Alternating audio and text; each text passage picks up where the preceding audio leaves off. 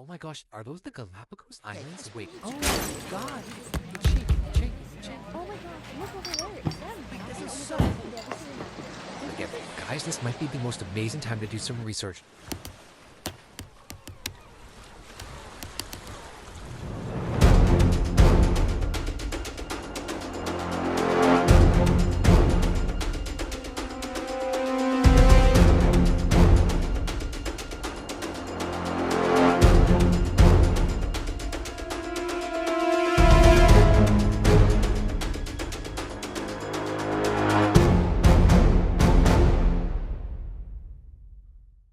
Early life.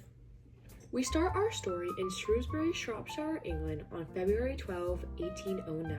Dr. Robert Warning Darwin and Susanna Wedgwood's second son is born, and he goes by the name of Charles Darwin. From a youthful age, Darwin took an interest in science. His father sent Darwin to study medicine in Edinburgh University in 1825. There, at student societies, Darwin heard freethinkers deny the divine deed of human facial anatomy and argue that animals shared all the human mental faculties, exposing Darwin to more conservative ideas in the decades after the French Revolution. Throughout his time in school, Charles Darwin met many different people that influenced his ideas and engrossment in science. One, Robert Edmund Grant, was Darwin's mentor, teaching him about the growth and relationships of primitive marine invertebrates, which Grant believed held the key to understanding the mysteries of the origins of creatures. This encouraged Darwin to tackle the larger question of life through the study of invertebrate zoology. Darwin was soon transferred to Christ's College in Cambridge in 1828 because his father wanted to get rid of Darwin's crazy naturalist ideas that were radical at the time, as religious beliefs were the dominant way of understanding the world. At Christ's College, Darwin was shown the conservative side of botany by a young professor, the Reverend John Stevens Henslow. Henslow suggested a voyage to Tierra del Fuego at the tip of South America aboard the HMS Beagle, which Darwin happily agreed to, sailing from England on December 27, 1831. Revolution, the theory of evolution. On that voyage, Charles Darwin took research into his own hands and started observing life on the islands.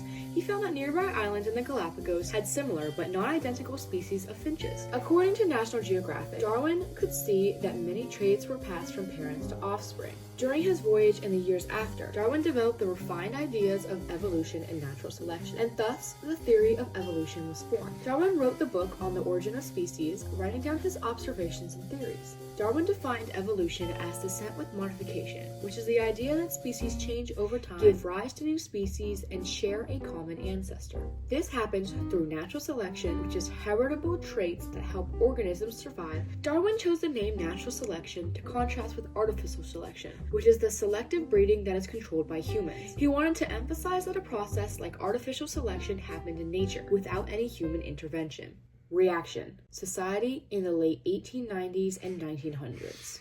In the 1870s, American religious leaders started attacking Darwin's theory because of popular religious ideas. A certain Charles Hodge, in the book What is Darwinism, written in 1874, argued that natural selection was unacceptable because it directly contradicted the belief in an all-powerful God. Other theologians, like Congregationalist minister Henry Ward Beecher, tried to forge the ideas of Christianity and the theory of evolution together, saying that evolution was simply God's method of creation. But American Protestant development and other developments taking place influenced the spread of the theory of evolution. The advent of new scientific thinking, new questions about the historical accuracy in biblical accounts, and a host of provocative and controversial new ideas about both the individual and society with such thinkers such as Sigmund Freud and Karl Marx changed American societies. Professor William Grant Sumner of Yale University introduced the principles of social Darwinism to the study of sociology in the United States, but it wasn't popular at the time.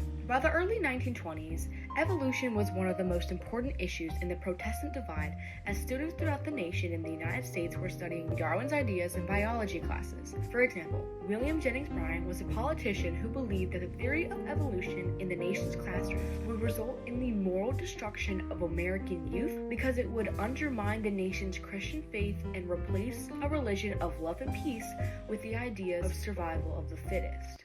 Reform. Social Darwinism. And from the reaction to the theory of evolution, the idea of social Darwinism emerged. Herbert Spencer formulated that the application of Darwin's scientific theories to the world would be called social Darwinism. Social Darwinism, in simple terms, is the misinterpretation of Darwin's ideas of evolution, survival of the fittest, and natural selection in nature, and applying it to human races, creating divides in race and social class. The interpretations of social Darwinism gave birth to the eugenic movement, which created the idea that one could breed a better person the same way humans could breed better sheep and cattle. Eugenics became a popular social movement in the United States that peaked in the 1920s and 1930s as films and books promoted the ideas around the country. This movement led to the theories of race and class superiority. Scholars often link 19th century paternalistic philanthropy and early 20th century racism and eugenics directly to Darwin's evolutionary theory. The eugenics and social Darwinism movement influenced Hitler, as some scholars say that Hitler began reading about these ideas and adopted them as his own. He created the idea that Germany was the master race, which had grown weak due to non-Aryans in the country. He thought that the way to cleanse Germany was to get rid of all minority groups, thus forming Nazis targeting races they considered biologically inferior for extermination, like Jews, Poles, Soviets, people with disabilities, homosexuals, and more. His ideas were backed up by scientific racism, where science and research were influenced by racial bias and discrimination. Social Darwinism argued that racial and class inequalities were rooted in biological differences Rather than social inequities. This follows into today's societies where racism and minority segregation is still prominent around the world and especially in the United States. Interpretations of Darwin's ideas produced theories which urged actions to prevent disabled and other unfit people to continue their kind by segregating them from society in asylum houses, asylums, and other congregate institutions and through sterilization. Movements in the United States have fought against racism ever since the foundations of the country. Social Darwinism has rooted racism into culture for centuries, leading to the conflicts that we have today. The Darwin Revolution was a major turning point in history because not only did it bring new ideas to the understanding of the world, but it also led to the mass misinterpretation and application of those ideas to humans, leading to racism and the idea of European superiority over the world.